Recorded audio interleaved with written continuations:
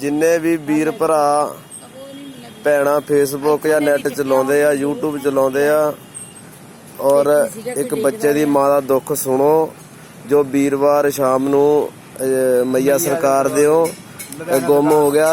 ये माँ बेचारी बच्चे की लुधियाने आते आ, दुकान लाते मनियारी दी मुंदियां छल्लियां दी मैया सरकार दे, और बच्चा उन्हों का शाम नू कोई चुक के ले गया। वो बेचारी बहुत लभदी फिरदी इधर उधर।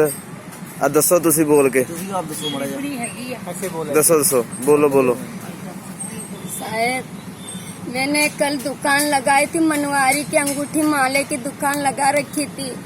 मेरा बच्चा सोया था, मैंने छाये नीचे सुलाया था बच्चे को।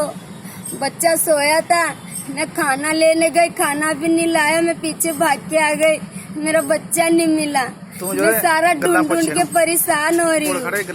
मैं सारा ढूंढ मार, मेरी 3 साल की लड़की को मैं बिठा के गई थी बच्चे के पास। नहीं बच्ची तो जागती थी ना। हाँ, वो बच्ची बैठी हुई मिली पर वो लड़का नहीं मिला।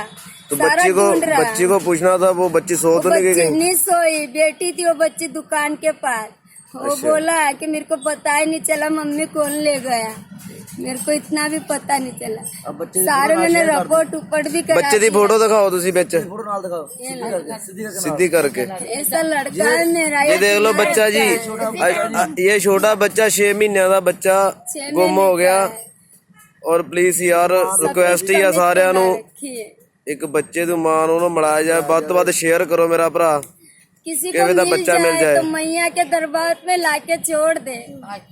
ਕਿਸੇ ਵੀ ਕਹਿੰਦੇ ਜੀ ਫਲੋਰ 'ਚ ਗੁੰਮ ਹੋਇਆ, ਜੇ ਫਲੋਰ 'ਚ ਕਿਸੇ ਨੂੰ ਇਸ ਦੀ ਖਬਰ ਹੋਵੇ ਮਈਆ ਸਰਕਾਰ ਦੇ ਕਹਿੰਦੇ ਬੱਚੇ ਨੂੰ ਛੱਡ ਦਿਓ, ਮੈਂ ਉੱਥੇ ਹੀ ਆ।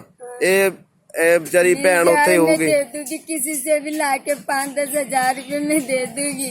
नहीं कोई गल नहीं, रो ना तुसी, कोई गल नहीं। महाराज ते मैया सरकार ते कृपा दे ते भरोसा रखो। किधर भी खबर लग जाए तो मैया चलो जी छोड़ जाना। ठीक है।